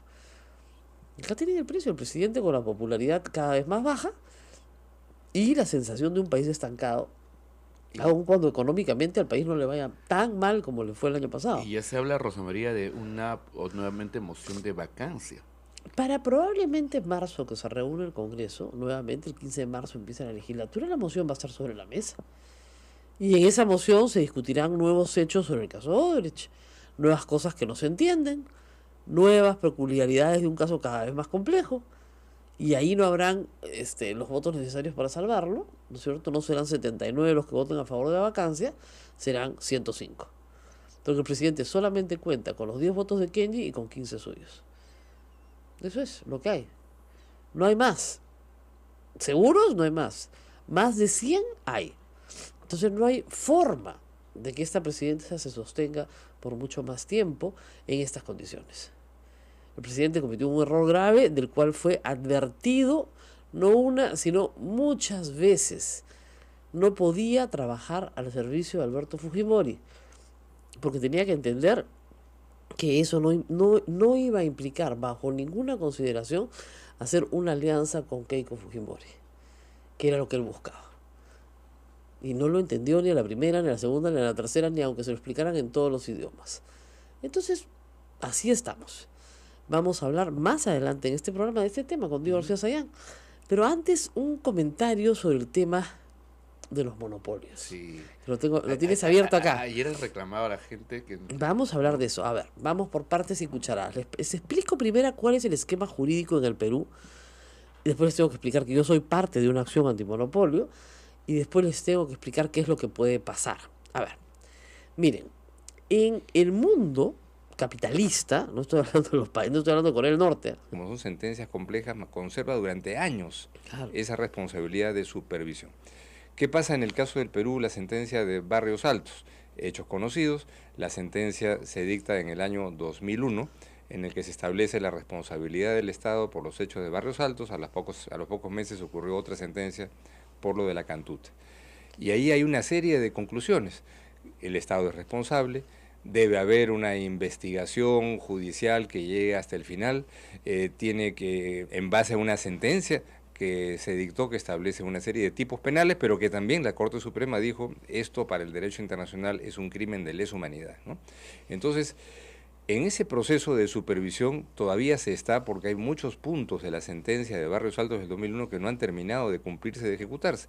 De manera que para febrero de este año la Corte ya había citado a una audiencia para examinar el estado de cumplimiento de la sentencia de Barrios Altos antes del indulto de diciembre.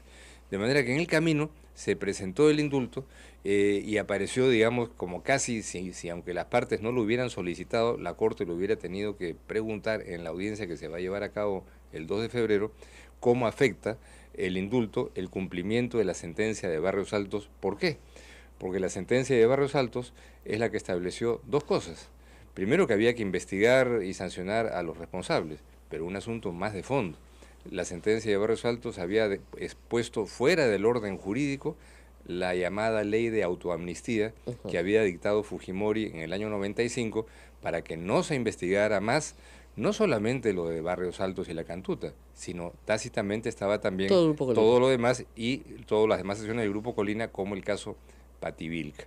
Entonces, lo que se va a examinar el 2 de febrero, a la luz de este antecedente, es si este indulto afecta el cumplimiento de la sentencia de Barrios Altos o no, y podría ocurrir que, aunque las partes no lo soliciten porque lo están litigando aquí en la Sala Penal Nacional y ella podría pronunciarse antes de que la Corte lo haga, podría la Corte eventualmente poner también sobre el tapete si dejar, en el caso de Pativilca, por fuera a un inculpado, porque ya está acusado por la Fiscalía, no impide el cumplimiento del deber del Estado de investigar todos los hechos anteriores al año 95.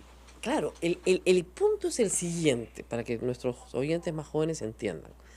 Dentro del ejército peruano, eso lo supimos después en el juicio a Fujimori, a Montesinos y a todo el Grupo Colina, dentro del ejército peruano se creó un grupo paramilitar, lo que se conoce como un escuadrón de la muerte, que obedecía órdenes dentro del aparato militar, jerárquicamente organizado, bajo el mando de Alberto Fujimori. Eso es lo que termina el juicio en el Perú. Por eso es otra cosa que es bien interesante, es que más del 80% de los encuestados considera que Alberto Fujimori es culpable. Por supuesto. Eso es otra cosa notable.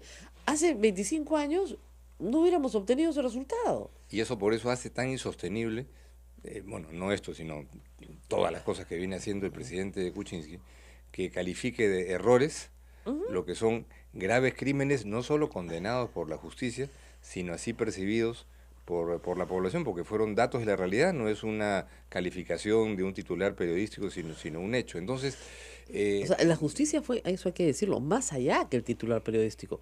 El titular periodístico pensó siempre, hasta el juicio a Fujimori, que eran grupos paramilitares, que eran militares molestos, que habían formado una especie de asociación de la muerte por fuera.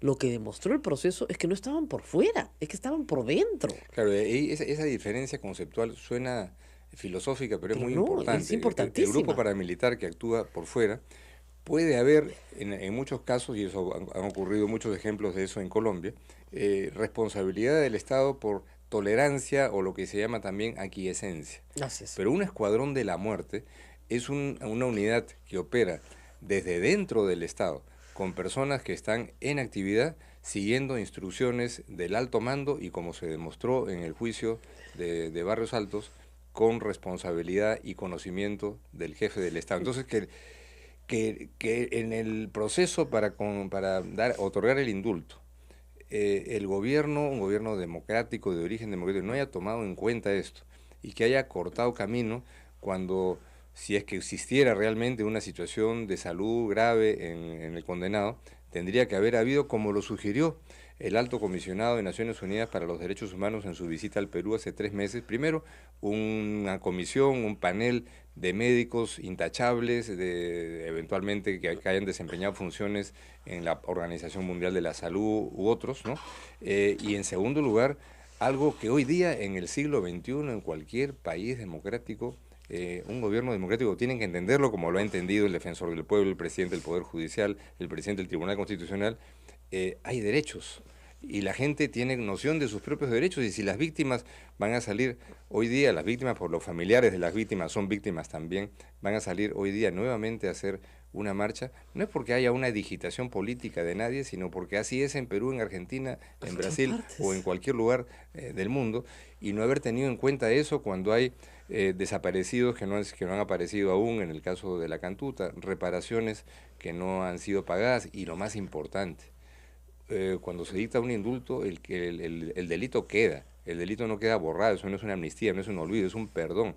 De manera que la responsabilidad penal que tiene Fujimori no ha quedado borrada, y que en ese contexto se pueda producir un indulto por ese grave delito sin que en el camino haya un pedido de perdón o una noción de arrepentimiento, es algo que yo no he visto en ningún gobierno democrático de América Latina en los últimos 20, 30 años, Rosa María. Eso es lo más extraño. Es más, sé que la ministra Marisol Perestello, cuando les explicó que ella no iba a firmar el indulto, y dijo, si ustedes quieren un indulto, primero tienen que darse unos pasos previos, lógico, ¿no? Mucho más complejos que simplemente solo el panel médico. Acá tiene que haber una reunión del presidente con las víctimas, tienen que asegurársele que va a haber un arrepentimiento público. Normalmente, eso hay que decirlo, cuando se da un indulto simple, hay un informe psicológico y del INEI en el cual se prueba que la persona está resocializada porque no va a caer en la misma conducta porque está arrepentida de sus actos, ¿no es cierto? Así es. Aquí nadie le ha preguntado a Fujimori si lo volvería a hacer. Y esto que es un grave crimen, puede haber una persona fujimorista que con todo respeto tendrá ese derecho, pero objetivamente, de acuerdo a la justicia, con un debido proceso, 2 instancias en la Corte Suprema, ha sido calificado como crimen de lesa humanidad, lo quiera o no lo quiera el señor. Lo que pasa es que ahí hay una Villestein. cosa tricky, como dicen los gringos, ¿no? Hay un truco. Lesa humanidad es una palabra en latín que quiere decir graves violaciones de derechos humanos. Así es. Entonces, en la Corte se utiliza graves violaciones de derechos humanos. Así es. No se dice lesa humanidad en latín, es lo mismo. ¿Ya? Exactamente lo mismo. Entonces, si les gusta graves violaciones de derechos humanos, graves violaciones de derechos Y humanos. para el derecho internacional, Es lo mismo. una grave violación de derechos humanos ¿No tiene prescripción? tiene que ser investigada. Es imprescriptible, lo diga o no lo diga una instancia... Lo digan en latín, en castellano o en quechua. Interna, y hace que un indulto, cuando hay una grave violación de derechos humanos, no pueda ser tratado como un indulto a un señor que robó 10 jabas de manzanas o que asaltó un banco. Son delitos de naturaleza y relevancia internacional completamente distintos. Claro, y a ver, les explico. Ustedes dirán, no, pero ya, crear un escuadrón de la muerte en cualquier parte del mundo al servicio del Estado, al servicio del poder, es una grave violación de derechos humanos. El mero hecho de crearlo y de tenerlo en una estructura jerárquica y subordinada es una grave violación de derechos humanos. Y mucho Difícil, cuidado, porque difícil aquí de entender, yo escuché ¿no? ayer un spot en una radio importante, que no quiero mencionar cuál es, en donde se hacía una síntesis del Grupo Colina. Y en esta síntesis decía que el Grupo Colina era un grupo, sí, decían que era operado desde el Estado, pero que actuó contra senderistas. No, ¿No es cierto? actuó contra Entonces, la población civil. Primero que era la población civil, segundo que alguien es senderista y merece una pena en la medida en que sea juzgado. Entonces, el niño que fue asesinado en Barrios Altos era senderista también cuando tenía 8 claro. o 9, entonces, cuidado, ¿no? Con cómo se manejan. Y si, entonces, No, además, lo que más me sorprende, la misma gente de Colina reconoce que Barrios Altos se equivocaron de dirección, que entraron a la dirección equivocada, pero la misma gente lo dice. Y en el caso de la Cantuta estaban convencidos que eran los que habían volado Tarata y que por eso había que matarlos, así es. sin prueba alguna. Entonces lo que llama la atención muchísimo es que... un juicio popular a los senderistas, digamos, ¿cuál es este? Ya vamos, listo, ya está. Que toda esta operación del indulto haya sido tan mal hecha desde el punto de vista político, desde el punto de vista jurídico, y que hayan creído, tal vez dicen que un encuestólogo le dijo al presidente, oye, la gente está de acuerdo con el indulto, esto te va a levantar tus bonos y en 2 o 3 días la gente No, va a dejar Alfredo de Torres, protestar. yo lo he escrito claramente. Alfredo Torres de Apoyo, ahora ya no se llama Apoyo felizmente, se llama Ipsos, se lo dijo claramente en su casa el 23 de diciembre en una reunión. El 65% de los peruanos está a favor del indulto, por lo tanto va a haber una reacción adversa, pero luego pasará. Y eso no era entender Claro. que la sociedad peruana ha evolucionado en varios planos. Primero a nivel institucional. Hoy hay cortes que son razonablemente independientes, más independientes que nunca en nuestra historia, hay que decirlo, con mediocridades y corrupciones, pero realmente notablemente independientes, una Corte Suprema, Fiscal de la Nación, etcétera. Segundo, una evolución que no es solo de Perú, sino de toda América Latina, de una sociedad con una creciente noción de sus propios derechos. Es decir, bueno, las víctimas, ¿qué? Eso tenía que saltar de todas maneras, y luego un espacio internacional en donde llega pues esta paradoja de que el Perú es el país anfitrión de la cumbre de las Américas en el tema de corrupción, con el rabo entre las piernas para esta cumbre del mes de abril, en donde debiera de haberse trasladado, si hubiera habido más tiempo, cualquier otro país, porque si hay un país que hoy no puede convocar una cumbre anticorrupción por razones más o menos evidentes, ese es otro tema, el de la puerta giratoria presidencial, es el Perú. No, tenemos ayer una resolución de la Unión Europea demoledora para el Perú. O sea, en este momento el escándalo, digamos, el papelonazo internacional es una catástrofe para las relaciones exteriores peruanas. O sea, no nos ha apoyado nadie, pero ni Corea del Norte nos ha apoyado. Hay unanimidad en algo que si se acepta como precedente.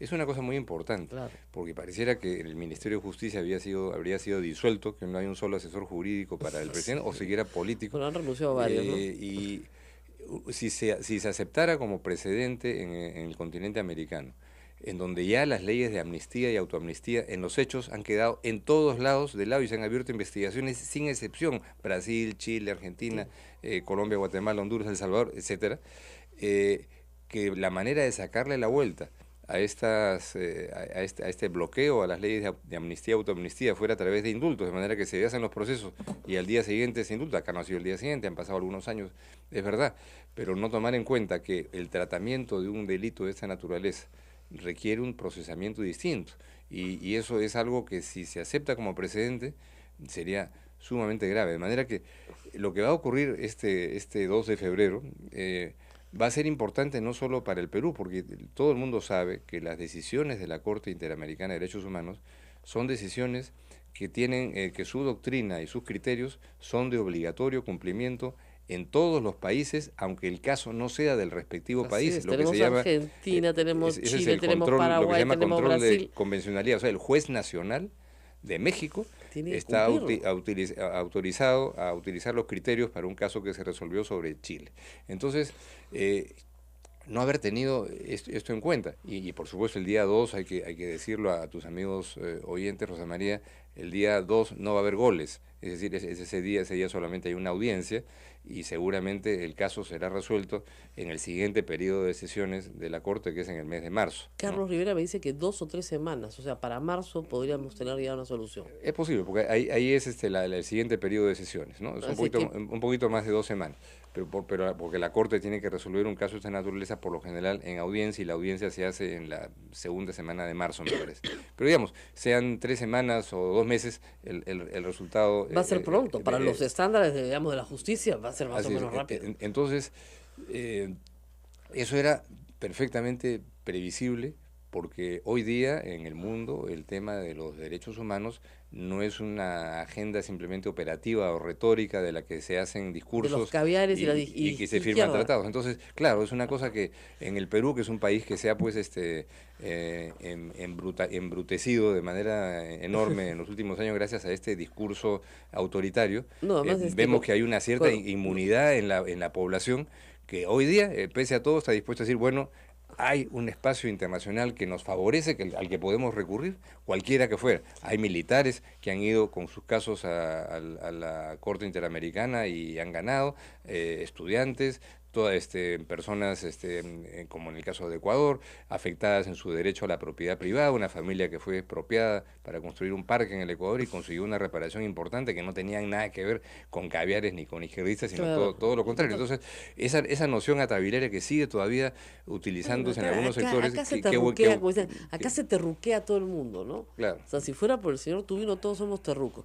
Pero en fin, vamos a una pausa y regresamos. Nos están pidiendo una pausa en provincias, volvemos. No se muevan, seguimos hablando y además probablemente de lo que Diego García Sayán me ha dicho antes de empezar, que no tiene ningún contacto con sus colegas, pero de lo que podría pasar. Volvemos.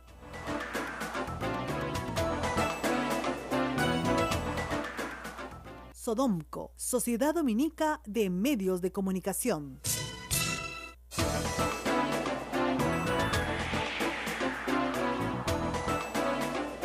Tenemos a Diego García Sayán, que genera siempre tantas cosas acá.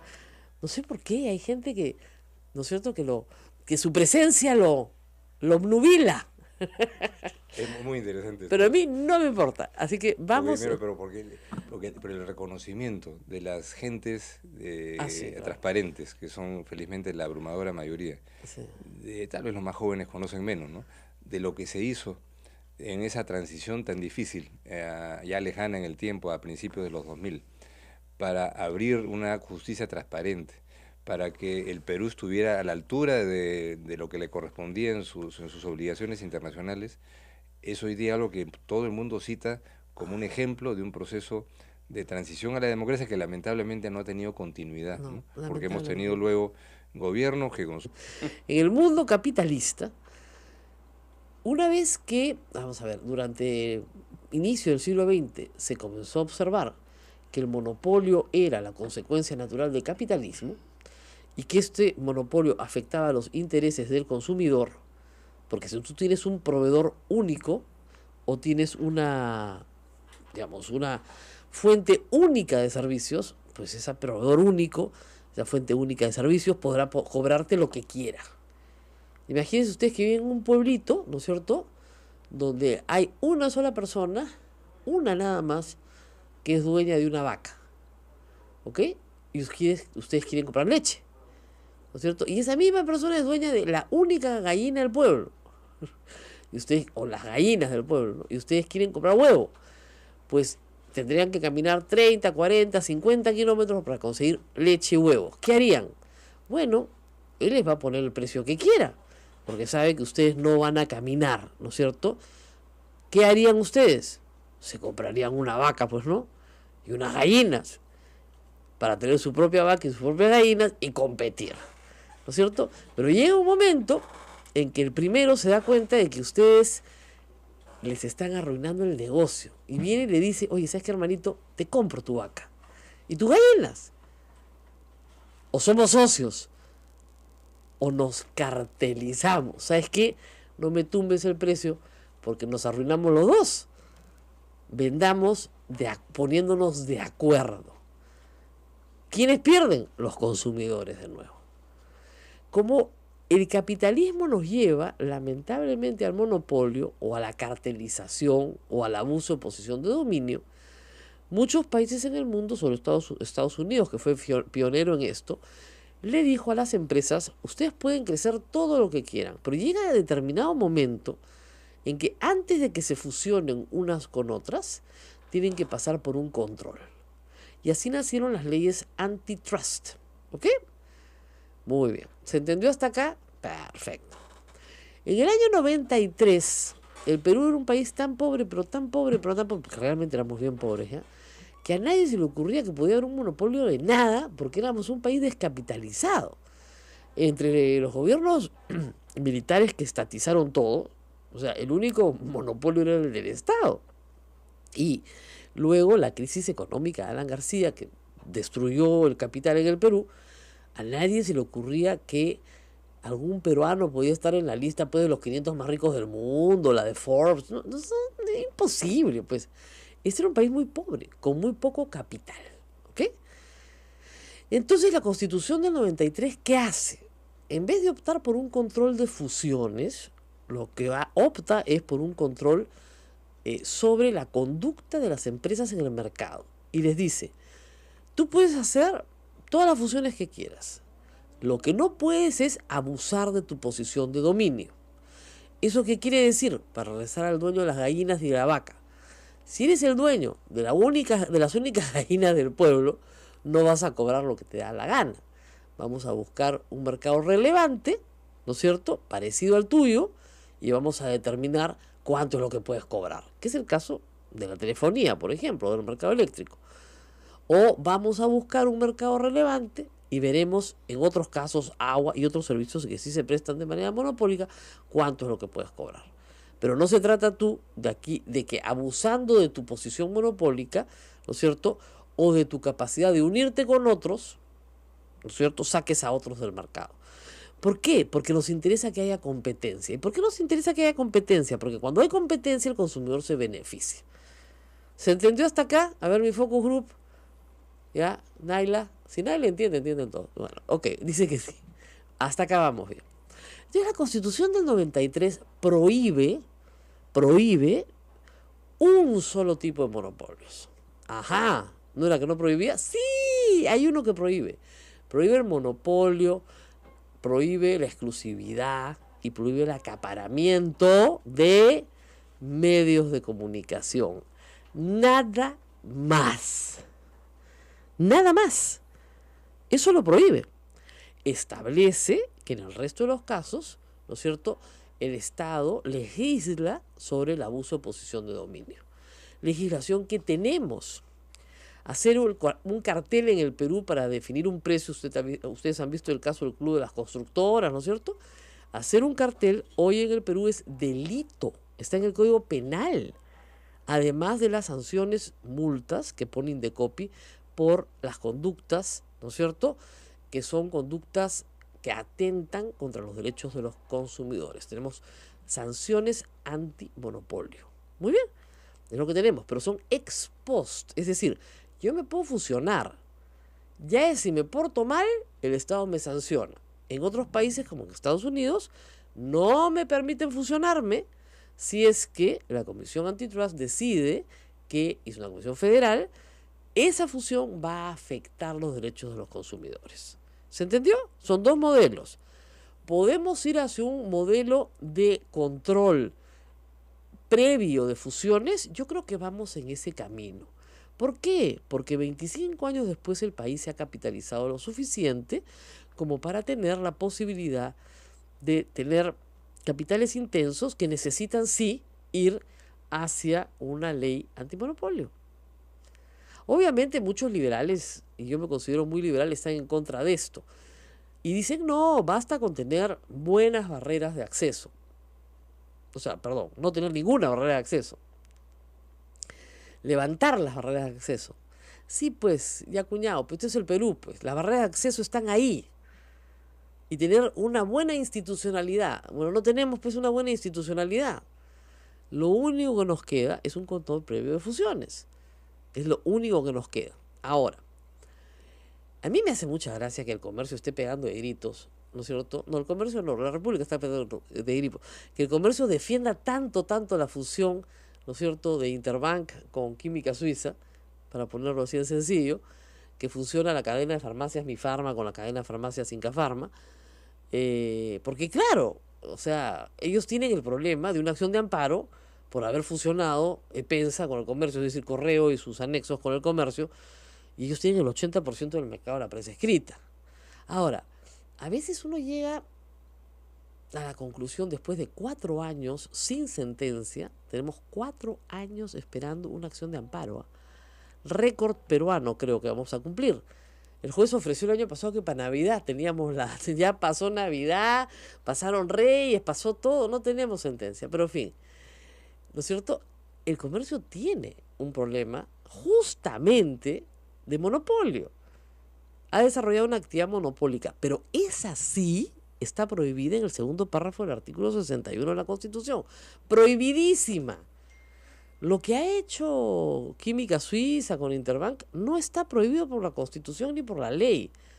De acuerdo a nuestra legislación, al Indecopi le compete observar la situación, ver que no hayan problemas de abuso de posición de dominio. Además, vamos por partes. en número de farmacias en puntos de venta, el total